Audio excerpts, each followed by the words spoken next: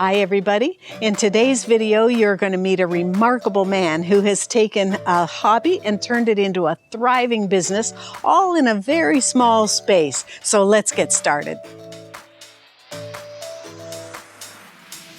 Welcome. I'm Carol Chenot, and Fun to Know with Carol is here weekly to help you connect with your curiosity. Now, the remarkable man that I want to introduce to you today is Nick Chronis.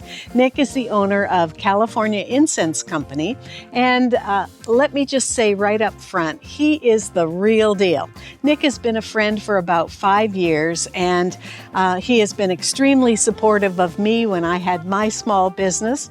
And the remarkable thing about him is that he really has taken his passion for incense from a hobby all the way up to a thriving business.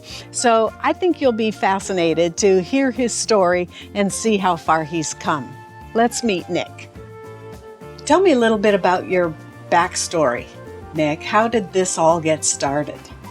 I guess we can go way back to 1971. Oh, that's way back. When I got out of the military, I hooked up with a group of nomads and we traveled around for about a year, and we made incense in a couple of vans and had like 4 or 5 different scents. I think it was probably really bad, but we sold at festivals and curbsides, roadside parks, any place that we didn't get hassled. After that, family, career, retired in 2012, and was trying to figure out what we were going to do. This little lady that had a Buddhist group, chant group, meeting every Monday night. She was smelling some hand lotion that Sandy and I was making, and she just loved the smell and looked at me and said, "You should be making incense." And here I am making incense. We've been in business now. Started out that first year, 2013, mainly just making incense for friends, neighbors, and then my good friend Nate one day said I should join him at the swap meet at the drive-in movie, and haven't looked back since. Now we have 2 employees and have shipped to all 50 states. Wow, that's amazing. Wow, what a progression there. So let's go through your production process. All right, here. all right. Okay, show me where you start and how it proceeds. Okay, well, the business is almost in 2 separate entities, almost. We have the burner production, which is a glass tower incense burner, totally safe and ash-free, no ash mess. And that starts back in what used to be my old shed, and now has been turned into Kinsey's engraving studio. Okay. So from there, that's Kinsey. She does her engravings in there. Also, we have to drill 2 ventilation holes in the base of the tall flower vase to keep oxygen in this, to keep the stick burning. We can go to stick production now, which used to happen when we were smaller. It used to all happen in the shed. Now this area here is the make-ready area for the burners that go to the market, the various farmers markets and street markets where we sell. And how often are you at a market?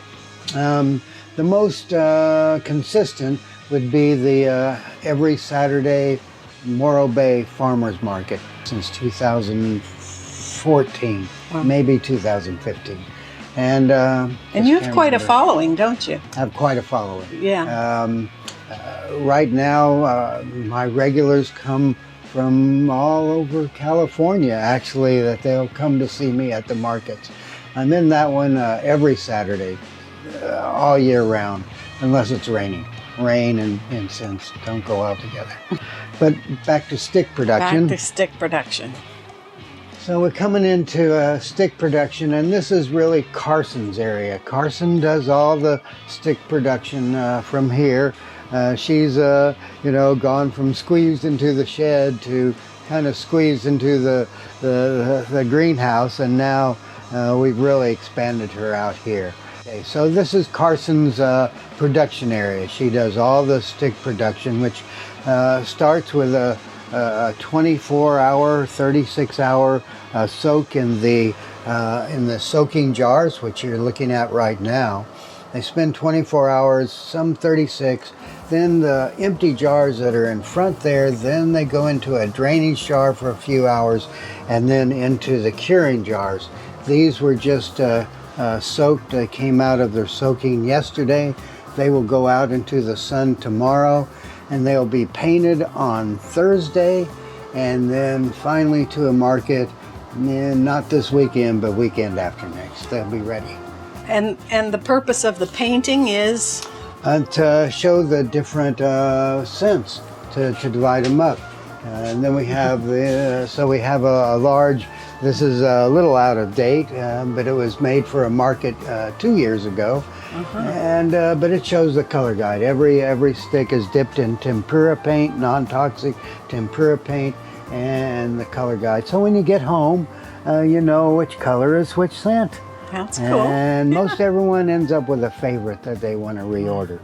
Even though at some of the markets, I have some at the market, some of my regulars will just bring back the painted end of the stick and try and match up what they burned. How many different scents do you have? There's 29 now. Wow. So we've come a long way since the original 5. Boy. And this is production every week. Each one of these jars holds 150 sticks. Okay, so I see some little longer ones here. Tell me, what's the story behind these? The Patio party sticks all started with Hawaiian nights. One of my friends was having luau parties, and we were making the small stick, Hawaiian nights, but he wanted something for his outdoor parties, so we've started making these 19-inch sticks. He lights them and puts them right into the dirt in his patio planter pots. And he'll put 2 or 3 around. He's gone beyond luau parties now, and so we're making a number of sticks. Our second one was the patchouli because he had a hippie party. So we had to have patchouli for him. But now we do a lot of different scents, not 29 for sure. We're at about 8 different scents of these now. And these take almost a month to make. But out of that month, they take 3 days, a minimum of 3 days in the oils, and then at least 10 days to 2 weeks in the sunshine. And how long do they last? These burn right at 3 hours. 3 hours. The 10-inch sticks are right at 45 minutes. Okay. Very consistent in the glass tower burner. We've moved into the production room, and on the wall is a quilt made from all of Nick's old t-shirts. Concert t-shirts. So you can get a sense for the kind of fun he has. So, in the production room, Nick, tell us what's going on here. Okay, this is the room where we fulfill all the internet incense orders. We have expanded. When the pandemic started, we really saw a big rise in our internet orders. We have an Etsy shop and an Amazon shop, and we ship every day. This is the glass tower incense burner. Catches all the ashes. If it falls over, it goes out. We want to spread California love everywhere, so we're everywhere we can. And we've thought a lot about our own website, but that takes a lot of work. When you're building a business and you're operating a business, 2 new employees that we're trying to get the systems down right, to get the fastest shipping we can out, which we're doing really good at that. It takes a lot of time. I think we're happy with Amazon and Etsy. Very good, very good. So you you've given us a great picture of where you've come from and where you are today. All of this is brand new to me. I had no idea. So it's very fun to know what goes into the production of incense.